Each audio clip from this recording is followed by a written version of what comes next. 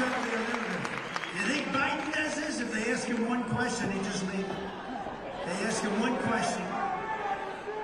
No, we're gonna take some questions. We don't do this often because it gets a little bit sloppy, I must say. But they look like nice people. But whatever question you'd like to ask, it can be a horrible, embarrassing, vicious question, or it can be quite nice. I don't care personally, because it's called we answer. You ask a question, we answer the question. Yes, darling, please. Thank you, Mr. President, for taking the time to answer this question. I am a mother, a wife, and a woman, and I also foster and adopt kids. Growing up near the border, I've seen firsthand how unsecure borders has impacted my family and our community. I worry about the illegal drugs being brought into our community and what could happen to my children. What steps can be taken to reduce the drugs being brought into the country as well, and safety and well-being of families and the community? Thank you, darling. Good. Very good question. It's a very basic question. It's a little bit what we've been talking about, but it's going to be at a level that we have never seen in this country. Even as good as I did, I created the safest border in history. We're going to make it so good. All Biden had to do was let the people stay there, keep the same policies. We wouldn't even be talking about this as an issue. And I think in a certain way, it's just one of the truly big issues. We're going to make our border very powerful, very strong. We're going to stop drugs from coming in. We're going to stop this whole thing with human trafficking, which is a big part of your question. And we're going to make your homeland safe for you to stay with your family, where thousands of people are pouring in and looking through your windows, and what they're doing here in Texas. And by the way, the governor of Texas has done a very good job of closing that up. But here they haven't done that. And in California, they haven't. 82% of the people are coming in now through California, Arizona.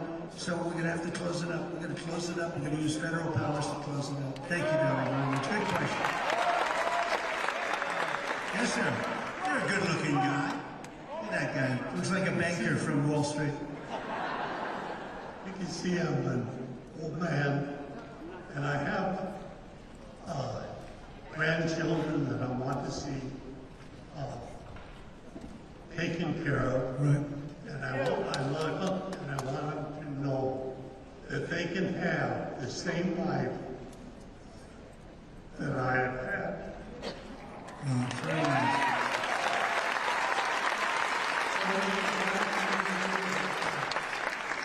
We're going to make sure that they have the same. You know, I mean, I can just see how incredible you are by the emotion of that and the way you asked the question. We're going to make sure they have the same life that you had or better. We're going to make it safe. We have to give authority back to law enforcement so they can properly protect people. Because right now, the law enforcement is not allowed to do their job because crime is so bad. Crime is so bad in the cities. And one of the things I said is we're giving immunity. We're going to guarantee people. You know, they lose a law enforcement person. They go and stop people from robbing stores. You go to some of these department stores where 500 people walk into the stores. They walk out with air conditioning. They strip the whole store. The company goes out of business. The store is vacant for 25 years. The whole city becomes a slum. And if you do anything as a law enforcement person, they take away your house, they take away your family, they take away your pension. We're going to make it so that we're going to give them essentially immunity. We're going to make it that they are not going to be losing their pensions. They're going to be able to do their job. And we're going to get life back to where I know exactly the life that you're talking about. It was a life of common sense. It was a life where there was no crime. There was nobody getting bopped over the head when they weren't looking, getting pushed into a railroad train or a subway. It's just horrible what's taking place. It's horrible. It's evil. We're going to get it back to common sense. We're going to have law and order. Thank you. Great question. Thank you. Great question. Yes, ma'am. Thank you, President Trump, for coming down. We really do appreciate Thank you. you. Thank you very much. I'm in the unique position of having two children that are in their 30s and a set of girls that are teenagers. I know what I did have to do with the 30-year-olds. I know to do with the teenagers. I have trackers on those girls, and I've taught them evasive action when driving through our county because of the high-speed pursuits of human trafficking. Who would believe you have to even think about doing that, right? I never with the original two. Yeah, no, I know that.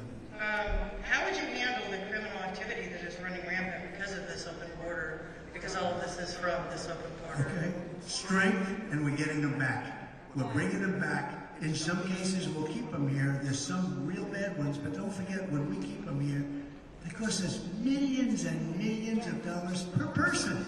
It's so crazy. We're getting them the hell out of our country, and we're starting with the criminals. And you know what? Our local police know who they are. They know their first name, their middle name, their last name. We have to give authority back to the local police, who are fantastic. Thank you very much. You got that stuff. That's done. Yes, sir. So great to have you here. Thank you for your time. Thank you very much. I'm a veteran Air Force individual. Foremost, I am a father and a husband, and I find it frightening that we have illegals crossing our border from countries like China, the Middle East, and other dangerous countries. How will you prevent all this national disaster happening at our southern border? So we can do things that nobody does with this. We have tremendous economic power. And by the way, if we're not careful, we're not going to have that for long either. That's going to go down the tubes with everything else. But if China or some other country is behaving badly, we have things called tariffs that are so severe. Mexico, look at Mexico, what they're doing. I can solve that problem, I believe, in one day.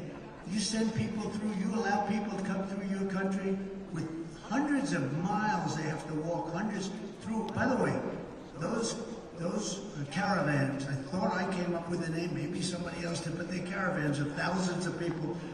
The young women in particular, but the young women in those caravans suffer so badly, and there's so much death. And this is all caused by Biden, where people think they're going to walk into the United States. It's just another form of that.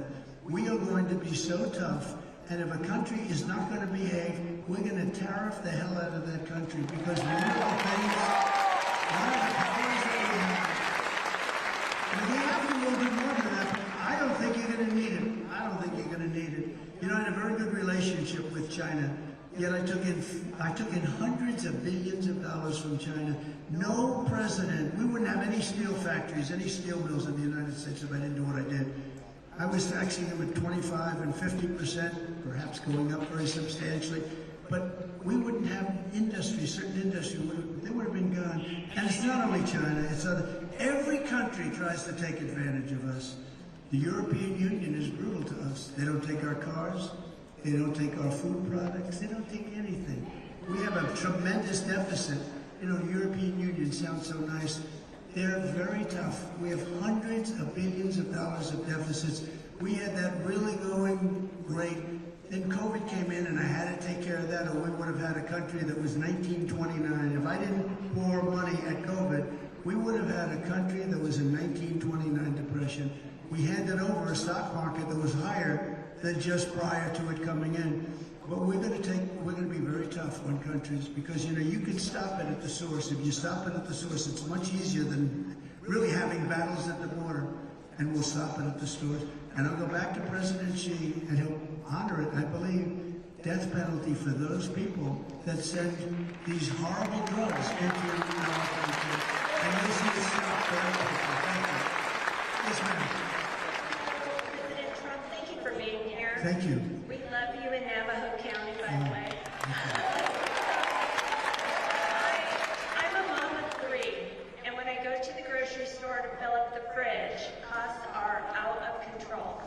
So what do you think we can do? We need to bring those costs Got to down. bring them down. We have the greatest inflation, in my opinion, in the history of our country. They say in 47 years, somebody else said 78 years, I say it's in the history. You look at the cost of food, and you look at the cost of energy, and you see where it is, and I think we're almost 50%. You know, they like to say 24%, 28%. It's much higher, and they don't include a lot of the things that are really bad. I'll give you an example, interest rates. So interest rates went from 2.5% with me up to close to 10%, and you can't get money anyway. But we have a very sick country. It started with energy. Now it's all over. And now energy isn't as bad as food. It's not as bad as rent. It's not as bad as a lot of things. But energy is going to bring it all down. If we cut your energy in half, you're going to see a difference the likes of which you've never seen before. We're going to get rid of inflation, and we're going to bring that number down. Not just where you don't have inflation. We're going to bring those costs down. It's the biggest thing I hear is people going out to the grocery store. They make the same amount of money, but they can buy half of the product. They buy half. And it's the single, I'll tell you what, it's the single biggest. I even have it here. I have something here. Because you asked this question, I think I'll show it. Should I show it? I don't know. Look. Tic Tacs. This is what inflation does.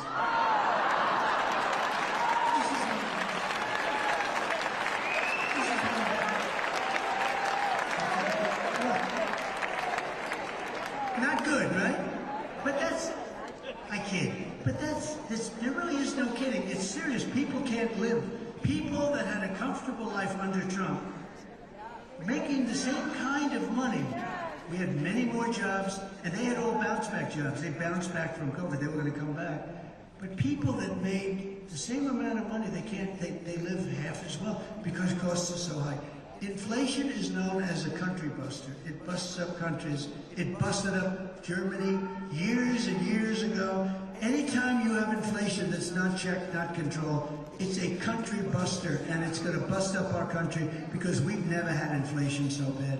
So we're going to get the energy down. We're going to get the food prices down. We're going to do a lot of cutting also, and we're going to make our country very livable. We had almost no inflation, and now we have record-setting inflation, and it's killing people. Thank you, darling, very much. Thank you, Mr. President, for taking my question. Thank you. And you talking about energy is a perfect segue into my question. Here's my question. Is this, I've watched gas prices under the Joe Biden administration just soar, and we're no longer energy dominant, as you mentioned. Can you believe it, right? By the way, to interrupt, we have more, I call it liquid gold, under our feet than any other nation in the world. Saudi Arabia, Russia, but we don't use it. We don't use it because of these people that are absolutely, they're crazy. They're crazy. We don't use it. Drill, baby, drill. The man just said it. Drill, baby, drill. Go ahead. Exactly, Mr. President. I'm a pastor, and I'm watching the members of my church hurt over how much, just like what you're saying, the gas cost is just to get to work, go to school, and go to church. And therefore, my question is this: what are you going to do to help the everyday American who can barely afford the price of gas? And before you answer that, Mr. President, I just want to say this, as a pastor. Scripture says, where sin abounds, grace abounds all the more. And we want to thank you for tapping into the greater grace.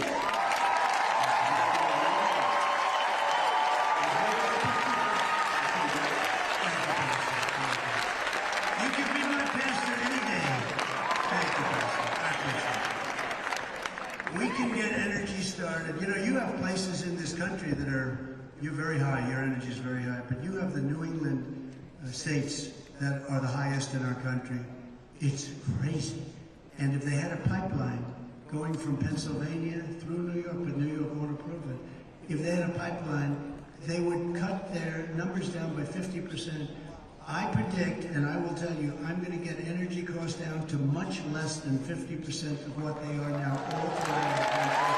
And that's unbelievable. And once that happens, interest rates are going to follow. Interest rates will naturally follow. It's not as complicated as people think, and I did it. We had no inflation.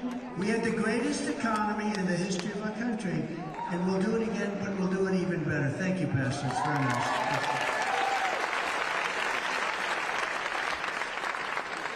President Trump, it's an honor.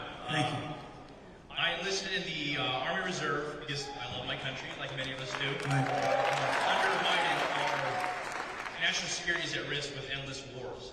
What is your plan to bring us back to peace? So, that's such a good question. So, you know, when I ran against Hillary Clinton, I don't use the word crooked anymore. I don't use the word anymore. I don't, because I removed that word. I used it for Joe. I thought it was more accurate. And I had Sleepy Joe, and I removed it into Crooked Joe. I thought it was slightly more accurate. But we had a situation going with all of these people, everything. They wanted to say that I was going to create World War III. I was, look at him, he's a radical, look at him. I was a radical for not having wars. And if you look at Viktor Orban from Hungary, strong country, strong man, he's a very powerful man, runs it strong. He didn't take illegal aliens. He didn't want them. He said, I want my people to be Hungarian. I don't want to have my shopping centers blown up, etc., etc. And they asked him a few weeks ago, they said, let me ask you, Mr. Prime Minister, what's going on with the world? The world is blowing up. You have Ukraine, Russia, you have Israel, you have all these places. They're at war with each other. What's going on? He said, there's one thing going on. He said, Donald Trump isn't president. If Trump is president, it's all going to end. They all respect it.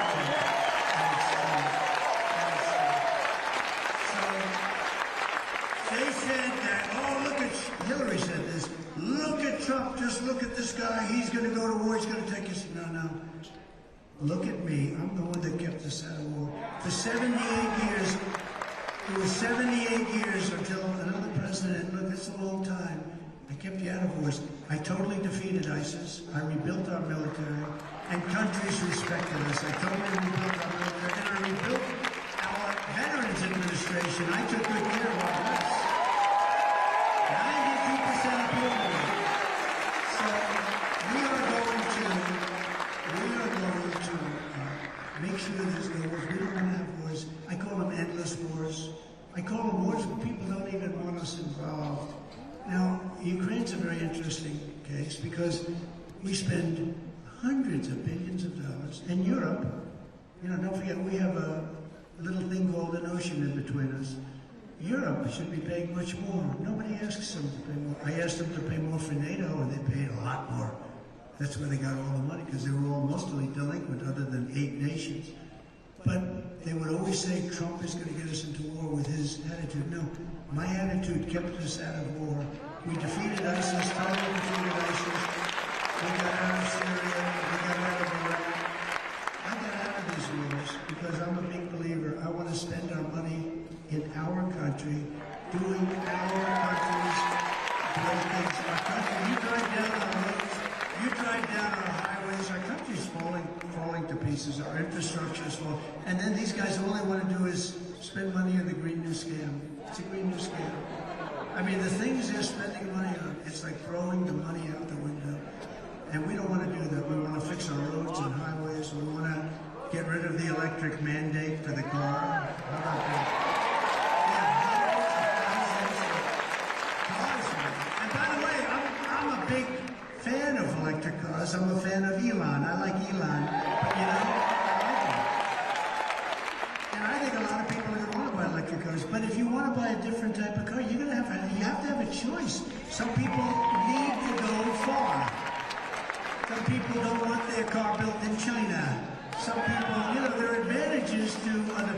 And basically what people have to have a choice. And you know what? You have to have choice also in education. You're going to have choice in education, and you're going to have choice in what you buy. And that has to do with electric. The electric cars don't go far. And by the way, they're incredible. He does an incredible job with Tesla. And I tell him, I said, you know, and I think he agrees with me, frankly, but you can't. They don't go far. Same thing with the trucking industry. I met with the trucking industry the other night. They said they want us to switch to electric trucks. They have to stop 6 times going to California with a load of diesel. They don't have to stop at all. How the hell can you do that? You're going to destroy our supply chain. You're going to destroy everything. You put everybody out of business. So we are going to do things based on common sense. We're not going to allow men to play in women's sports. We're not going to allow people to pour into our country. We're going to get your taxes way down. We're going to save your Social Security. We're going to save Social Security. Biden putting your Social Security at risk by allowing all of these people to pour into our country. It's at big risk, and we're not going to stand for that. He is putting Social Security at risk. With me, your Social Security is 100% safe. Okay? Please, Mr. President, thank you for taking our question. Thank you. I'm a retired vet who had to close down my business because of the disastrous Biden economy. It's been tough. What's your plan to make sure other small businesses don't go through the same grind? Well, they have to, and you know, it's incredible. We had it going, and I poured money in to our country, and I'm sure you were a beneficiary at the time, but I poured money in to keep those businesses going and to keep people employed because of COVID. COVID was a disaster. And we were able to get through that, and we got through without going into a depression. But with Biden, he's spending money on the wrong things. He's not spending money on you. He's spending money on things that don't work. He's got the most expensive forms of energy ever, where everything's subsidized. He's got windmills all over the place. Every time you see a windmill going up, you need tremendous subsidy. Now, it kills your birds, it ruins your landscape, ruins the value. If you have a house and you can see a windmill, your house is worth half. But it's also the most expensive energy there is. And we have to get back to the basics, and we have to be able to help people like you, not to help his friends who make all this crap. And much of it's made, and you know, a lot of it's made, most of it's made in China. It's made in China. There's something going on why somebody would want to do these things where the product is made in China. That goes for electric cars too, by the way. But the windmills are all made in China and some in Germany, but most of them are made in China. What the hell are we doing, right? We'll take care of you. You watch. Thank you. I understand exactly what you're saying. Just hang in. Yes, sir. Mr. President, thank you very much. My name is Jorge Rivas. It's truly an honor to be talking to you again. And real quick, my wife, Betty, would like to say hi to you real quick. Whoa! Look at her. Thank you, Betty. Thank you very much. Latinos really do love you, Mr. President. Thank you.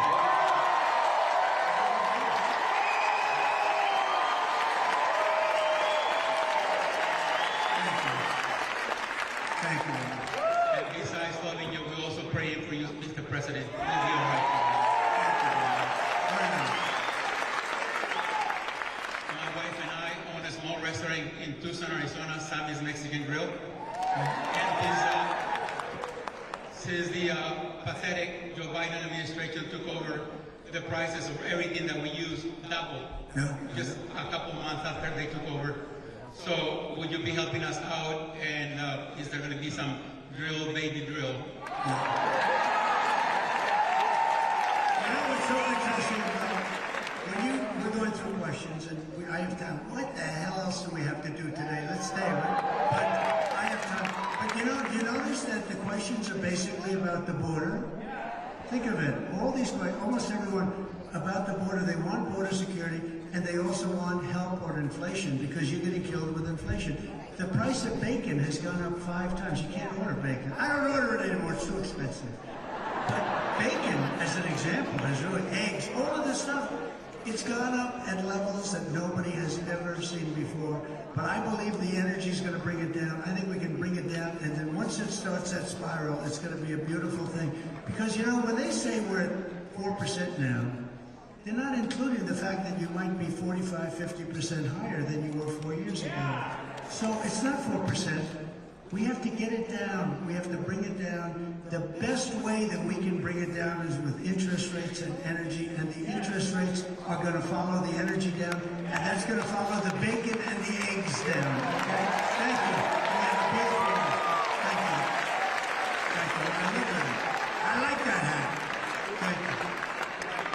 Thank you very much. Good afternoon, Mr. President. It's an honor to stand before you. Thank you. It's my honor.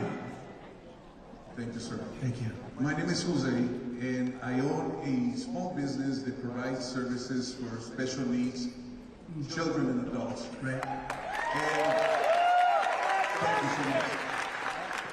And I have a question for you this afternoon.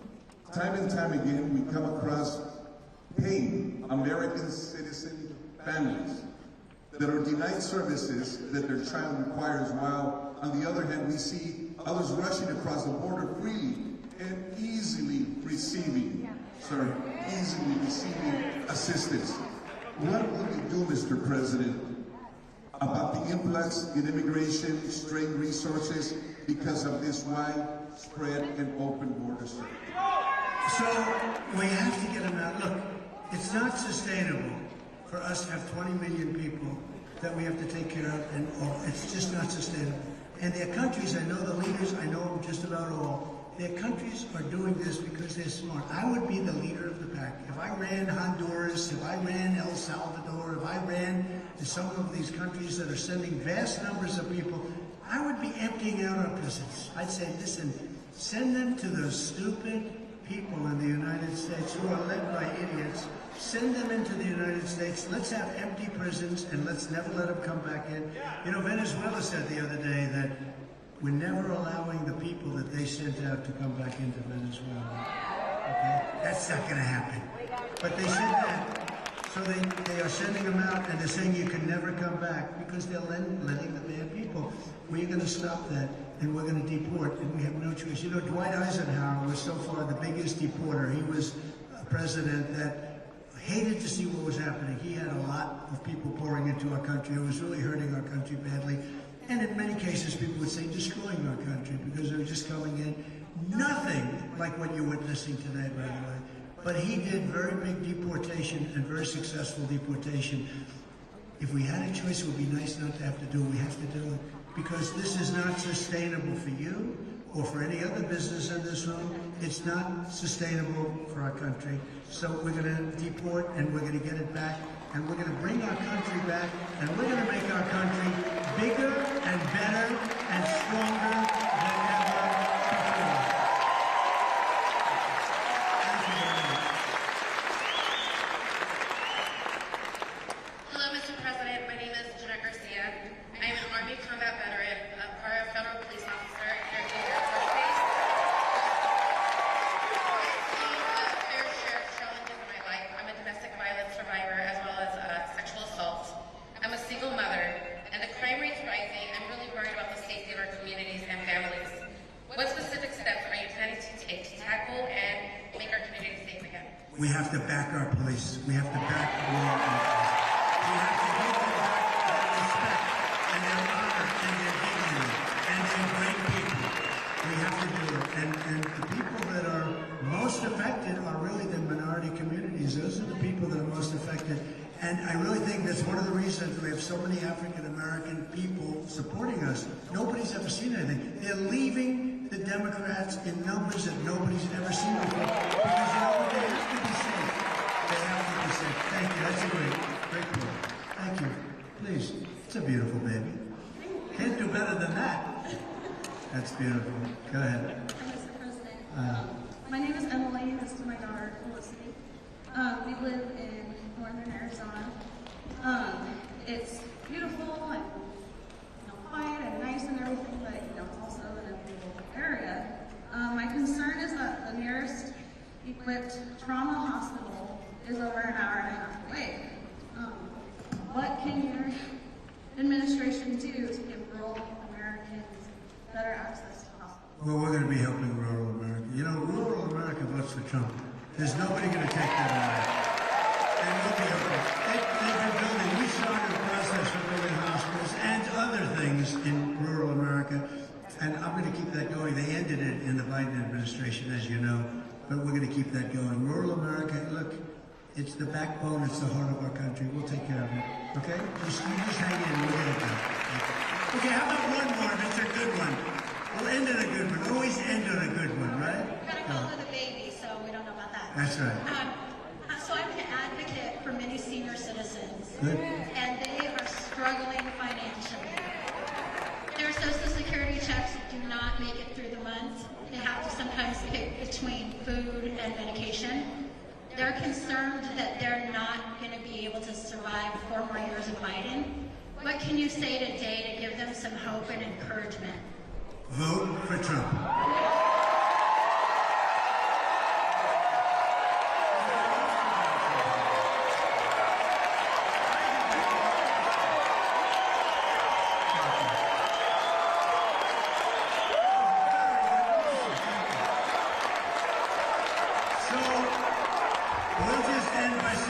been an honor to be with you. So interesting, though. Everything was about the border and about inflation and the economy. It's incredible. And every question, some of it sounded repetitive, but it wasn't really repetitive. It was just from the heart. And frankly, it very much is about the border. The border is destroying our country. We're being destroyed in many ways. We're not respected in the outside of our country. I say we have the enemy in from within, and we have the enemy from the outside. And I'm telling you, we are in more danger from the enemy from within with these lunatics, these fascists, these communists, and we're going to stop that also. But it was so interesting to get those questions because they all concern the economy, inflation, and the border. And we're going to take care of it all. We're going to make America greater than ever before.